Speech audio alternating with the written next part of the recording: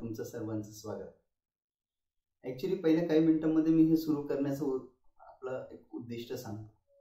मला तुमच्याशी थेट बोलता यावं, तुम्हाला माझ्याशी काही संवाद साधता यावा, हा त्याचा उद्देश. म्हणून आज आपण असे याच्यावर विविध टॉपिक निवडणार, ज्या टॉपिकवर आपला संवाद होईल. म्हणजे ॲक्च्युली मी बोलेल आणि तुमचं जर काही त्याच्याविषयी म्हणणं असेल तर तुम्ही जर ते मला योग्य माध्यमातून सूचित केलं तर आपण परत त्याचाही प्रत्यय घेऊ.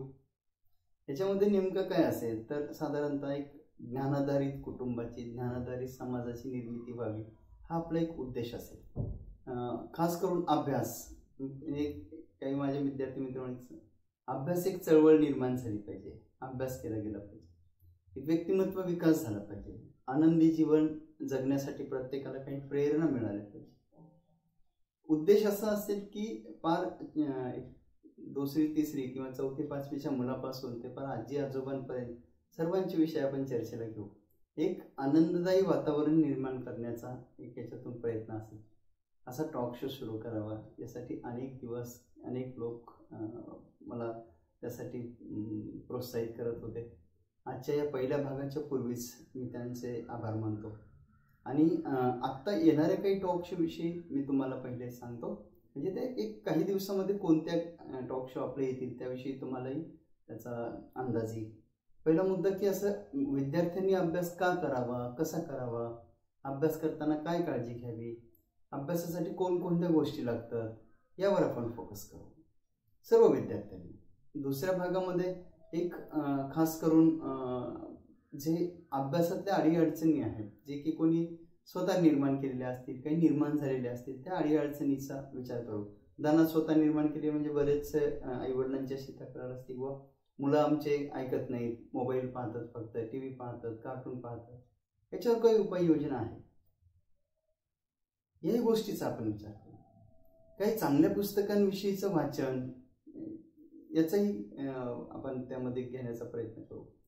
काही दुसरी गोष्ट, आणखीन एक गोष्ट अशी की काही नॅशनल इंटरनॅशनल इश्यूज जे की चर्चेत आले ते खूप इंटरेस्टिंग असतात, नाही का.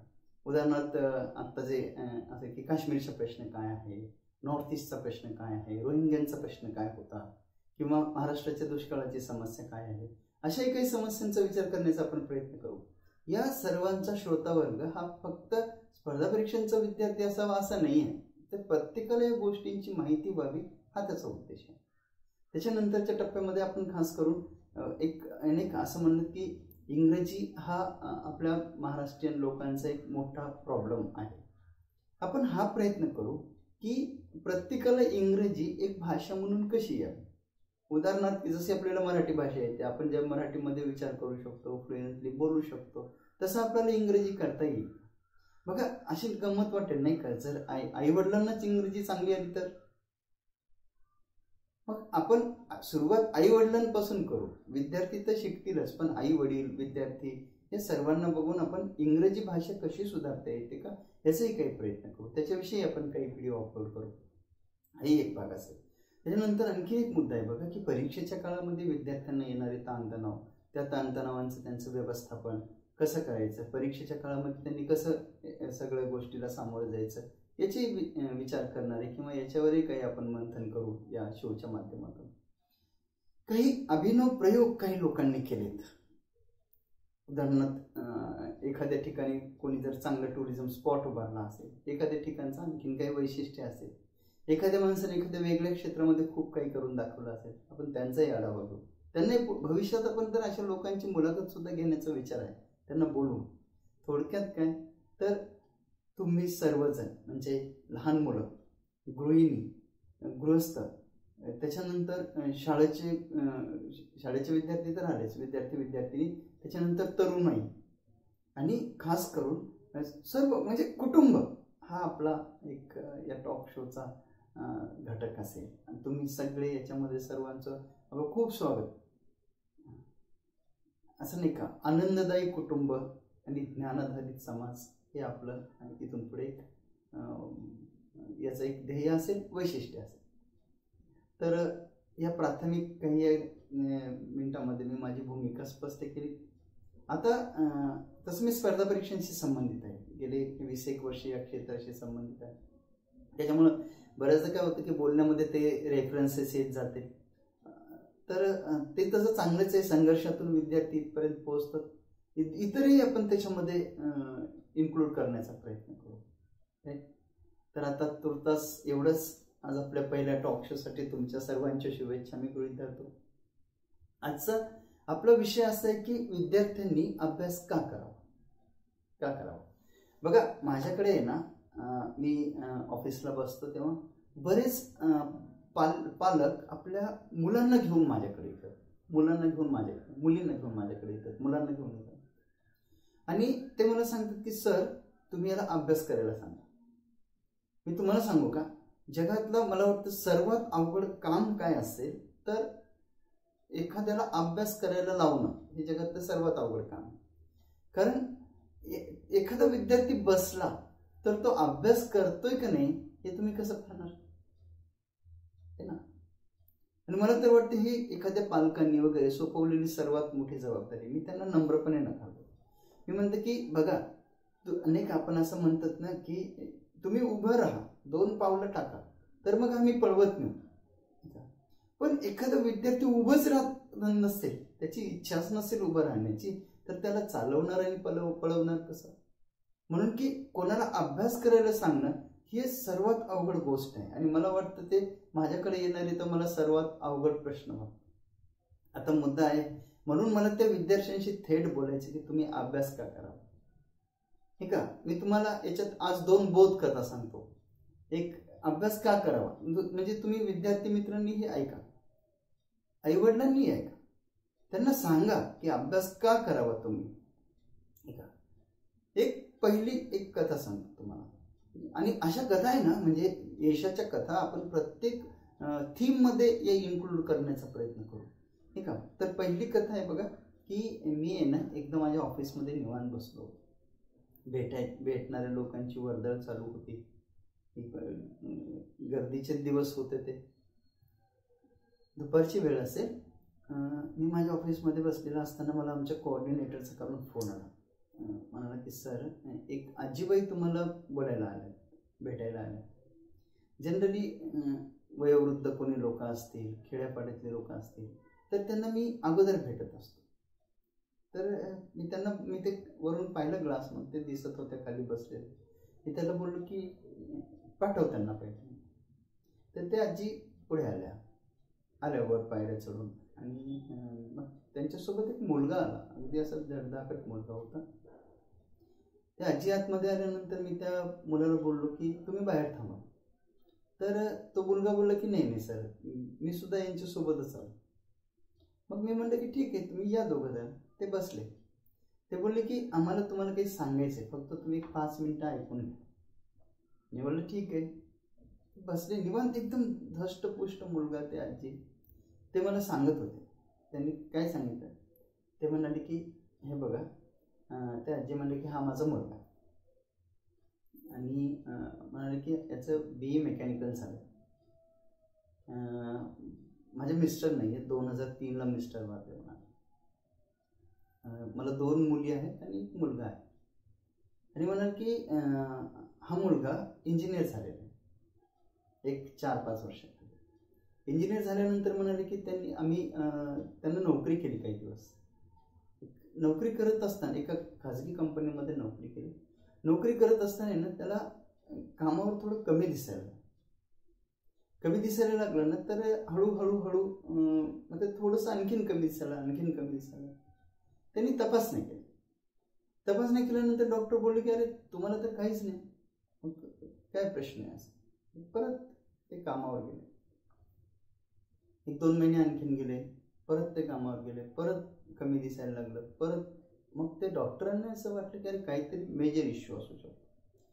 म्हणून डॉक्टरांनी काय केलं की ते म्हणे की आपण एखादी ॲडव्हान्स तपासणी करू. आणि ते ॲडव्हान्स तपासणी केल्यानंतर असं कळलं की या मुलाला, जो की आता साधारणतः 2013 पर्यंत काहीच नव्हता, या मुलाला एक असा आजार होता जो काही लाखो लोकांमध्ये एखाद्या व्यक्तीला असतो. तो आजार म्हणजे रेटिनस डिस्ट्रॉफी. हा आजार असा असतो की या आजारामध्ये आपल्या डोळ्याची पाहण्याची क्षमता आहे ना, हळूहळू कमी होत.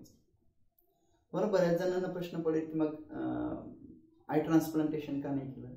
प्रश्न डोळ्याचा नाही आहे, त्याच्या मागच्या, त्या डोळ्याच्या मागच्या पाठीमागच्या याचा आहे, नसांचा आहे. आय ट्रान्सप्लांटेशन करू नये हा प्रश्न सुटणार नाही. मग ते म्हणे की हा आजार झाल्यानंतर काही दिवसात त्या माणसाची दृष्टी जाणार. आता दृष्टी जाणार हे फिक्स झालं. घरी 2 बहिणी, आई, वयोवृद्ध आई आणि हा एकटाच घरातला पुरुष माणूस. जेव्हा त्यांना कळलं ना की तर अगदी पार त्यांच्यावर आभाळ कोसळलं की काय करावं हे काही सुचतच नाही. ते बोलले की आम्ही सगळे शांतपणे घरी संध्याकाळी बसलो आणि पहिले आम्ही ठरवलं की जे आहे ते वास्तव आता स्वीकारायचं, याच्याकडे जास्त आता याचं टेन्शन घ्यायचं नाही, आहे ती गोष्ट पहिले स्वीकारायची. ते बोलले की आम्ही ती गोष्ट पहिले स्वीकारली आणि सगळ्यांनी आता ठरवलं की म्हणजे 2 बहिणी, आई आणि हे, की आता पुढे काय करायचं. मग एक निष्कर्ष असं निघाला की बाबा जर आपण आता धष्टपुष्ट आहे म्हणून ठीक आहे, पण भविष्यामध्ये आपली दृष्टी पूर्ण जाणार. दृष्टी पूर्ण गेल्यानंतर आपल्याला खाजगी कंपनीमध्ये कोणी काम देणार नाही. त्याच्यामुळे दृष्टी जाण्यासाठी आता 4-5 वर्षाचा अवकाश आहे. तर मग आपण काय करू की आत्ताच आपली ती नोकरी सोडून देऊ आणि सरकारी नोकरीसाठी प्रयत्न करू. And he resign from job. वडील एका ठिकाणी कामगार होते, त्यांची 3-4 हजाराची, 4-5 हजाराची येणारी पेन्शन, त्या पेन्शनवर घर चालवायचं. आणि यानं ठरवलं की आता दृष्टी जोपर्यंत आहे तोपर्यंत आपण अभ्यास करायचा. मग अभ्यास कोणता करायचा, ते म्हणे अशी नोकरी आपल्याला पाहिजे की ज्यात येऊन आपल्याला दृष्टी गेली तरी काढलं नाही पाहिजे, सरकारी नोकरीशिवाय पर्याय नव्हते. आणि त्या सरकारी नोकरीसाठी मग त्यांनी प्रयत्न सुरू केले. तुम्हाला आश्चर्य वाटेल, पहिला फॉर्म भरला UPSCचा आणि शेवटचा फॉर्म भरला मुंबई महानगरपालिकेमध्ये शिपाई पदाचा. ही लढाई आता सुरूच आहे. लढाई सुरू झाली. पहिली मेन्स दिली, बऱ्याच परीक्षा दिल्या, त्याच्यामध्ये UPSCचा फॉर्म सुटला, UPSC प्रिलिम्स दिली आणि पहिली मेन्स दिली. पहिली मेन्स दिली ना, तर त्यावर्षी काही माहिती नव्हतं. ते पहिल्या मेन्सच्या काळातच माझ्याकडे आले होते. कशासाठी, तर हे स्पर्धा परीक्षाचे इन्स्टिट्यूशन आहे, आम्हाला तुमचा काही फायदा होईल. ही सगळी त्यांची कथा ऐकल्यानंतर आहे ना, मी तर 2 मिनिटं डोक्याला हातच लावला. मलाच सुचत नव्हतं की काय करावं. मी बोललो की एखाद्या माणसाला डोळ्याला खरचटलं किंवा अंगाला खरचटलं तरी माणूस त्याच्याकडे 10 वेळेस पाहतो. त्यांनी तर एवढं मोठं आयुष्याचा शॉक एवढा सहज ऑब्झर्व केला. असं म्हणतात एक गोष्ट जर काढून घेतली तर 2-4 गोष्टी निसर्ग देऊन जातो. अशीच ही कथा पुढे सरकली. मग जेवढं काय अकॅडमीचं जे मटेरियल होतं ते सगळं मटेरियल दिलं, सर्व दिलं. मी त्यांच्या घरच्यांना एक बोललो की हा एकदम आता मेन्सच्या काळात माझ्याकडे आलेला, पुढच्या वेळेस आहे ना आपण पहिलेपासून लक्ष देऊ आणि जास्तीत जास्त अभ्यास कसा करून घेता येईल काय नाही हे पाहू. झालं. ते तिथून ते मटेरियल वगैरे घेऊन गेले. नंतर आमचा संपर्क वाढत गेला. ते UPSCच्या पहिल्या अटेम्प्टलाच हा विद्यार्थी UPSCच्या इंटरव्ह्यू होता. प्रिलिम्स पास झालेला, मेन्स पास झालेला, जसं जमल तसं. म्हणजे खरं सांगू तुम्हाला की स्पर्धा परीक्षांची तर काहीच माहिती नव्हती. जसं जमल तसं केलं, जिथं भेटल तिथं केलं. आणि तुम्ही म्हणाल की अभ्यास कसा केला किंवा किती मोठे पुस्तकं वाचले. तुम्हाला खरं सांगू, त्याचं सगळ्यात मोठं पुस्तक म्हणजे त्याचा स्मार्टफोन. आजकाल आई वडील बऱ्याचदा किंवा मुले बऱ्याचदा आहे ना की नाही का असं म्हणतात की विज्ञानाला, तंत्रज्ञानाला 2 धार असतात, दुधारी क्षेत्र आहे. तर एक चांगली बाजू त्यानं वापरली. तो अभ्यास कसा करेल तुम्हाला सांगतो की एखादं पुस्तक वाचायचं असलं ना तर त्या पुस्तकामध्ये त्या पेजचा फोटो काढायचा, झूम करायचा, असं झूम करायचा आणि अगदी असं आपल्या डोळ्याजवळ धरून वाचायचं. असा अभ्यास केला. आणि रेडिओवरचे कार्यक्रम वगैरे ऐकून अभ्यास केला, जे की ज्ञानाशी संबंधित आहे. त्या UPSCच्या त्या मेन्सला एका पेपरला कमी मार्क आले, बट ते इंटरव्ह्यूला अपिअर झालेलं होतं. बाकी सगळे चांगले मार्क्स होते. आता दृष्टी हळूहळू कमी होत चालली. ही दृष्टी कमी होत चालली होती. एकीकडं नोकरीचे प्रश्न, घरची आर्थिक अडचण, शारीरिक दुर्बलता वाढत चालली, दृष्टी कमी होत चालली. या ह्याच्यात UPSCचा पहिल्या रिझल्टची इंटरव्ह्यू दिला, इंटरव्ह्यू संपला, रिझल्ट लागला, UPSCच्या पहिल्या अटेम्प्टला यश आलं. आणि मी बोललो दादा थकू नको, जे होईल ते होईल. म्हणजे खरं म्हणजे तुम्हाला सांगतो, मी सांगायची गरज नव्हती, एवढी त्या 3-4 लोकांमध्ये हिंमत होती परिस्थितीचे 2 हात करण्याची. आणि मग कालांतरानं दुसरा अटेम्प्ट, दुसरी प्रिलिम्स, दुसरी मेन्स. यावेळेस मेन्सच्या एका पेपरला खूप चांगले मार्क्स आले आणि हे इंटरव्ह्यूला दुसरा इंटरव्ह्यू UPSC मेन्सचा. यावेळेस आहे ना सगळा इंटरव्ह्यू झाला व्यवस्थित, एकदम इंटरव्ह्यू पार पडला. तुम्हाला सांगतो या व्यक्तीच्या ते म्हणते की सर मला जगण्याची प्रेरणा ही हनुमानाकडून मिळाली, म्हणून त्यांच्या बॅगमध्ये नेहमी एक हनुमानाची मूर्ती असते म्हणे की शक्ती दिली मला. हे दुसरा इंटरव्ह्यू विषय आपण बोलत होतो. दुसरा इंटरव्ह्यू झाला, खूप बऱ्यापैकी छान मार्क आले. पण इंटरव्ह्यू संपल्यानंतर UPSCच्या पॅनलनं विचारलं म्हणे की आता तुमचा इंटरव्ह्यू संपला, तुम्ही जाऊ शकता. फक्त आम्हाला हे जाणून घ्यायचं की एवढे ॲडव्हर्स सिच्युएशन मध्ये तुम्ही इथपर्यंत पोहोचले कसे. म्हणजे हे जे सगळे गोष्ट, हा प्रवास होता तो जे पॅनल मेंबर्स होते, व्हेरी सिनियर ऑफिसर्स, त्यांना सुद्धा एक इम्प्रेस करणार सुद्धा त्यांच्यामध्ये एक कुतूहल होतं की हा इथपर्यंत पोहोचला कसं. तर ते यश सांगताना त्या मुलांनी कुसुमाग्रजांच्या कवितेच्या छान ओळी म्हणून द्या. त्यांना विचारलं की सर मी मराठी सांगू का? ते म्हणजे शुअर, काय प्रॉब्लेम नाही. ते मराठीत सांगताना सांगितलं की कोट्यावधी जगतात जीवाणू जगती अन मरती, जणू ती गवताची पाती, अनंत अमुची ध्येय सक्ती, अनंत अमुच्या आशा किनारा तुला पाहता. बघा, मी तुम्हाला एक बोध कथा सांगितली याच्यासाठी की विद्यार्थ्यांनी अभ्यास का करावा. याच्यातले महत्वाचे मुद्दे मी रिपीट करतो. एक की सगळ्यात महत्वाचा मुद्दा होता तो जो शॉक लागला ना, तर तो शॉक ऑब्झर्व करण्याची एखाद्या व्यक्तीची क्षमता. दुसरा महत्वाचा मुद्दा, कोणतीच गोष्ट आपल्या बाजूला नसताना, ना आर्थिक परिस्थिती, ना जे सगळ्यात महत्वाचे अभ्यास करण्यासाठी लागणारी डोळे, ना कौटुंबिक परिस्थिती, काहीच नाही, काहीच नसताना सुद्धा परिस्थिती आहे ती स्वीकारणं आणि आपण पुढे जाणं. तर मला मुद्दा हा मांडायचा की अनेक विद्यार्थी असे आहेत ज्यांना मी ओळखतो, ज्यांची आर्थिक स्थिती खूप सक्षम आहे, शारीरिक स्थिती सुद्धा खूप सक्षम आहे, सगळ्या सोयी सुविधा उपलब्ध आहेत. मग तुम्हाला काय झालं ना अभ्यास करायचा. मी कायम सांगत असतो, अभ्यास एक गोष्ट अशी आहे ना की जे तुम्हाला स्वतः करावं वाटलं पाहिजे. एक असं म्हणतात ना की गरज ही शोधाची जननी आहे. तुम्हाला एक छान उदाहरण देतो की मध्ये आहे ना भारतीय क्रीडा खाते काही अधिकाऱ्यांना, काही खेळाडूंना शोधत होतं.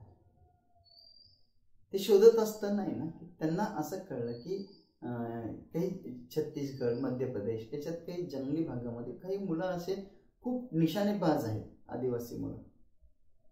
मग आदिवासी मुलं निशाणेबाज आहे, त्यांनी त्या मुलांचा शोध घेतला, त्यांना तिथून दिल्लीला नेलं, त्यांना प्रशिक्षण दिलं. ते प्रशिक्षण दिल्यानंतर त्यांना सांगितलं की आता तुम्ही खेळायचं आणि देशासाठी पदकं जिंकायची. त्यांना सगळे अत्याधुनिक सगळे शस्त्र जे जे काय लागते ते साहित्य दिलं, त्याची जेवण राहणीमानाची व्यवस्था खूप केली आणि त्यांना सांगितलं की आता मॅचमध्ये तुम्ही खेळायचं. कालांतराने काय झालं माहिती आहे का की हळूहळू ते लोकांचा परफॉर्मन्स डाऊन व्हायला लागला, त्यांचं निशाणच लागत नाही. लोक आश्चर्यचकित झाले, म्हणजे की यांचं निशाणा जंगलामध्ये प्रॅक्टिस करताना बऱ्याचदा ते असे उडते पक्षी पाडायचे आणि इथं तर समोर निशाणा लागत नाही. What is the issue. मग त्यांनी त्यांना विचारलं की तुमचे काय प्रॉब्लेम आहेत, म्हणजे इथं तुमचं असं का व्हायला लागलं. तुम्ही तिथं तर पार असे धावते पक्षी पाडत होते. ते बोलले सर ॲक्च्युली आम्ही जे धावते पक्षी पाडत होतो ना, तर ती आमची गरज होती.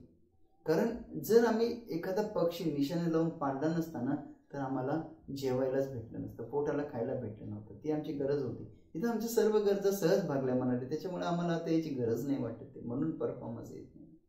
तुम्ही कायम लक्षात घ्या, जोपर्यंत अभ्यासाची गरज आपल्या आयुष्यात निर्माण होत नाही, जशी मी आत्ता सांगितलेल्या मुलाच्या याच्यात झाली, ते काय झालं तुम्हाला तर सांगायचंच राहील. UPSCची यादी लागली, अंतिम यादी लागली आणि त्या यादीमध्ये त्यांची 923वी रँक आली. मी जे सांगत होतो ना तर ते बऱ्याच लोकांना माहीत असलेली घटना आहे. जयंत मंगळे एकदम अशा कठीण परिस्थितीवर मात करून अभ्यासाची गरज निर्माण झाली आणि या व्यक्तीनं यशाचे झेंडे रोवले. बघा की जर तुम्हाला अभ्यास करायचा असेल ना तर तो मनातून वाटलं पाहिजे की मी अभ्यास करायचा. का करावा विद्यार्थ्यांनी अभ्यास? बघा तुमची तर स्थिती अशी एवढी वाईट नाही ना की कुठं ते पक्षी पाडल्याशिवाय कोणाला पोटाला भेटायचं नाही. ते आदिवासी मुलं इथं हळूहळू संपूर्ण दृष्टी जगाकडे पाहण्याचं सगळं जे नाही का सर्वात महत्वाचं आपलं एक शरीरातला अवयव ते लॉस करणारा, त्याची ते गमावणारा एक व्यक्ती, एवढ्या तर वाईट स्थिती नाहीत ना. म्हणून मी कायम विद्यार्थ्यांना असं म्हणत असतो तुम्ही अभ्यास केला पाहिजे. अभ्यास ही एकमेव अशी गोष्ट आहे की जे तुमच्या आयुष्यामध्ये प्रकाश पाडू शकते. ठीक आहे, त्याच्यामुळं हा एक मुद्दा मला तुम्हाला खास करून सांगितलं. अभ्यास मस्ट, पढाई फर्स्ट. ठीक आहे, एक खूप सुंदर आहे. अभ्यास मस्ट, पढाई फर्स्ट. अभ्यास का करावा विद्यार्थ्यांनी? तर ते तुमचं प्राथमिक कर्तव्य आहे ना. ते प्राथमिक कर्तव्य असल्यामुळे तुम्ही अभ्यास करावा. आणि हे बघा की एकदा अभ्यासाचं वय गेल्यावर ते परत येते का? नाही. असं म्हणतात ना की 3 वर्ष तुम्ही तुमच्या आयुष्याची पायाभरणी करण्यासाठी अभ्यास करा तर 30 वर्ष मग तुमची आयुष्यात सुखाची वर्ष जातील. पण आयुष्यातली उमेदीची जर 3 वर्ष तुम्ही सहज घातली ना तर 30 वर्ष तुम्हाला मेहनत करायला. त्याच्यामुळे प्रत्येक विद्यार्थ्यांनी नाही का अभ्यास केला पाहिजे. कारण हे एका तुमच्या ठराविक वयाशी संबंधित. ठीक आहे, असं म्हणलं जातं की what is the best investment in our life or in anyone's life, that is the education. ही सर्वात चांगली गुंतवणूक आहे. कारण या गुंतवणुकीचे रिटर्न्स ही लाखो पटीमध्ये तुम्हाला भेटणार. कारण अभ्यास एक बऱ्याच त्यांना आवडणारी गोष्ट नाही ना, काही मुलांना म्हणाले, पण त्यांना जर पटवून दाखवलं ना की तू जर अभ्यास केला तर भविष्यामध्ये खूप काही होऊ शकतं. आपल्या मराठीमध्ये एक हे बघा की एक म्हण आहे की पिढीला पालट पाडण्याचा प्रकार असतो. अभ्यास एक अशी एकमेव गोष्ट आहे की ज्याच्यातून तुमच्या पिढीला पालट पडू शकतो, तुमच्या आयुष्यामध्ये लख प्रकाश पडू शकतो. एक अशी गुंतवणूक आहे ना की ज्या गुंतवणुकीचे रिटर्न्स तुम्हाला लाखो पटीत मिळू शकतात. ठीक आहे, त्याच्यामुळे आपल्या भविष्यासाठी, कुटुंबासाठी तुम्ही अभ्यास नक्की करा. कारण सगळ्या गोष्टी आहेत ना तुमच्याकडं. हा जर नसतील एखादी दिवस तर मग ठीक आहे बाबा हे नाही ते, पण काही नसून सुद्धा अभ्यास कसा करता येऊ शकतो याची उदाहरणं मी तुम्हाला देणारच आहे हळूहळू पुढे. पण विद्यार्थ्यांसाठी अभ्यास ही आवश्यक गोष्ट. कारण नका सांगू नाही का मला हे नाही, मला ते नाही, मला ते नाही. तुम्हाला एक आणखी सुंदर उदाहरण सांगतो की कारण न सांगण्याशी संबंधित असलेलं. माझा एक विद्यार्थी मित्र आहे, ते पालघर तालुक्यातल्या पालघर जिल्ह्यातल्या जव्हार तालुक्यातल्या वाळवंडापैकी या गावात राहतो. त्या गावची लोकसंख्या 175 लोक, फक्त एक पाडा, आदिवासी पाडा. तिथं जाण्यासाठी सुद्धा बऱ्याचदा ते कल्याणहून 3-4 तास लागतात. गावात मोबाईलची रेंज नाही, बहुतांशी वर्ग एकाच खोलीमध्ये. शहरात मुंबईच्या जवळ असलं तरी मुंबईशी किंवा शहराशी काही खूप मोठी कनेक्टिव्हिटी नाही, खूप काही सुविधांचा विकास नाही. अशा ठिकाणी हा एक विद्यार्थी राहत होता. त्यांचं नाव कल्पेश जाधव. सहज असं नाही का, असं एकदा ते तालुक्याला गेले, एक वर्तमानपत्र वाचलं, त्याच्यामध्ये काही MPSCच्या यशवंतांच्या मुलाखती होत्या. त्याला वाटलं की आपणही अभ्यास करावा का काय. पहिले या व्यक्तीची डेट ऑफ बर्थ तुम्ही लक्षात घ्या, 14 जानेवारी 1997.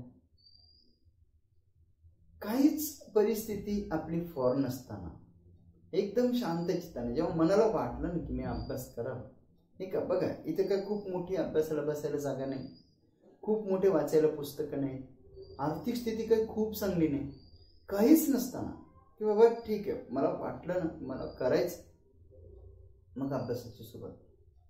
आणि अभ्यासाची सुरुवात केली तर अशी एकदम बिंदास डॅशिंग केली ना, तर 14 जानेवारी 1997 ही डेट ऑफ बर्थ असणारा माणूस 2018ला म्हणजे जेव्हा राज्यसेवेची अंतिम यादी लागली तेव्हा क्लास 1 माणूस झाला.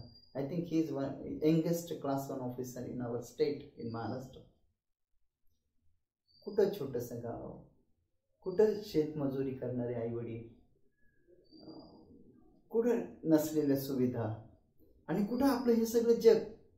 तुमच्या काही मुलांचं या सगळ्या सुविधांची उपलब्धता, एकदम पॉश राहणीमान, खूप महागडे मस्त मोबाईल, अभ्यासाला बसायला खूप सुंदर जागा, नवीन नवीन पुस्तकं, आणि अभ्यासच नाही, मग काय फायदा यायचा.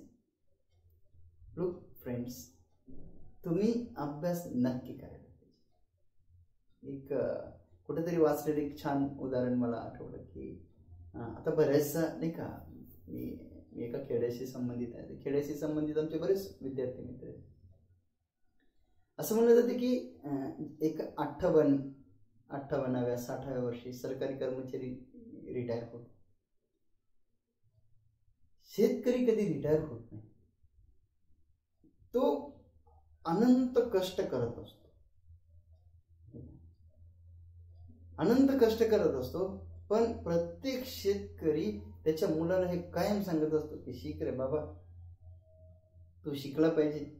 कारण का ते एवढं तळमळीनं सांगत असतात ना एवढी, तू शिकला पाहिजे. का त्यांना माहित असते की जे आपल्या वाट्याला आलं नाही, कष्ट, काबाड कष्ट, दररोजची मजुरी, शेती, तर ते आपल्या पोराच्या वाट्याला नाही आली पाहिजे, आपल्या नवीन पिढीच्या वाट्याला नाही आली पाहिजे. आपण जे भोगलं ते यांनी भोगलं नाही पाहिजे. म्हणून जे आई वडील सांगतात ना पोरांना अभ्यास करण्यासाठी, ते त्यांच्यासाठी नाही सांगत, तुमच्या भविष्यासाठी सांगतात. आणि आणखीन एक गोष्ट लक्षात घ्या, आई वडील आहे ना स्वतःचं सर्व वर्तमान इन्व्हेस्ट करतात. त्यांचं ते they are investing their present for your future. तुमचं भविष्य चांगलं व्हावं म्हणून आई वडील कष्ट करत असतात, ते कधी रिटायर होत नाही. त्याच्यामुळे शिक्षणाचं एक महत्व आहे, म्हणून ते एवढं सांगत असतात. नक्की आहे, अभ्यास केलाच पाहिजे. जयंतची स्थिती बघा, कल्पेशची स्थिती, असे जयंत आणि कल्पेश हे फक्त 2 विद्यार्थी नाहीयेत, तर हे परिस्थितीशी झुंजणाऱ्या प्रवृत्ती आहेत. म्हणून तुम्ही सगळ्यांनी अभ्यास केला. एक गोष्ट नक्की लक्षात ठेवा, मी कायम सांगतो की आई वडील कष्ट करतात, तुम्ही अभ्यास, ते तुम्हाला प्राथमिक सुविधा पुरवतील, तुम्ही अभ्यास करा. कारण विद्यार्थ्याचं प्राथमिक कर्तव्य आहे की अभ्यास करा. आणि नाही का, एक मी ते कर्तव्य तर मी पार पाडावं, ते पार पाडण्यासाठी आपल्या चॅनलच्या माध्यमातून कायम प्रयत्न करू, तुमच्यामध्ये अशा प्रेरणा जागृत करू. तुम्हाला असं मनातून वाटलं पाहिजे यस मी केलं पाहिजे. ठीक आहे, मी एक शेवटचा मुद्दा सांगतो. मी रयत शिक्षण संस्थेच्या एका शाळेमध्ये एका कार्यक्रमासाठी प्रमुख पाहुणा म्हणून गेलो होतो. त्यांनी मला एक प्रेझेंट दिलं. त्या प्रेझेंटमध्ये ना एक फोटो होता कर्मवीरांचा. त्याच्यावर एक खूप सुंदर वाक्य लिहिलं. तुम्ही बघा, महाराष्ट्रातले अनेक समाजसुधारक, महात्मा ज्योतिबा फुले असू द्या, कर्मवीर असू द्या, महर्षी कर्वे असू द्या, कोणी, डॉक्टर बाबासाहेब आंबेडकर, सर्वजण काय म्हणाले, शिक्षण घ्या, शिक्षण पहिले शिक्षण. आता मी त्या याच्यावर जे एक वाक्य लिहिलं ना, सुंदर वाक्य सांग. ते वाक्य असं आहे, साऱ्या कोवळ्या जीवांना अक्षरांचा स्पर्श दिला, उजेडाचं दान देण्या झोपडीत सूर्य आला. तुम्ही सगळे कोवळे जीवच आहेत ना, त्याला अक्षरांचा स्पर्श दिला म्हणजे शिक्षण घेतलं, अभ्यास केला, तर उजेडाचं दान देण्या झोपडीत सूर्य आला. म्हणजे तुमच्या आयुष्यामध्ये एक, तुमच्या आयुष्याच्या झोपडीत, तुमच्या आई वडिलांच्या आयुष्यामध्ये एक ज्ञानाची तिरीप पडली, किरण पडला, आणि उजेडाचं दान देण्या झोपडीत सूर्य आला. तर लक्षात घ्या, शिक्षणाचं खूप महत्व आहे, अभ्यासाचं खूप महत्व आहे. तुम्ही सर्वांनी खूप अभ्यास करा. आपण अभ्यासाविषयीचे आणखीन इनपुट पुढच्या याच्यामध्ये शेअर करू, नेहमी करत जाऊ. तुम्हाला खूप खूप अभ्यासासाठी शुभेच्छा. Thank you very much.